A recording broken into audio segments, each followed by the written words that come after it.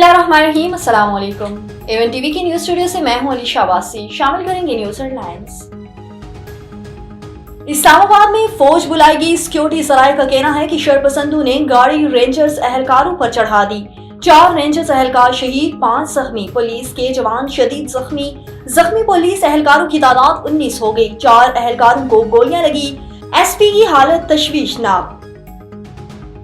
हुकूमत की पीटीआई मुजाहिरीन को संजाने जाने की पेशकश। इतलात हैं कि पीटीआई को अडियाला से मंजूरी मिल गई। मोहसिन नकवी ने कहा कि पीटीआई ने हमें कोई हतमी जवाब नहीं दिया। एहतजाज की कॉल देने वाले कांस्टेबल की शहादत के जिम्मेदार मुकदमा दर्ज होंगे। जिम्मेदारों को नहीं छोड़ेंगे। रावलपिंडी में शहीद कांस्टेबल मुबश्शिर की नमाज जनाजा पुलिस लाइन में अदा की गई।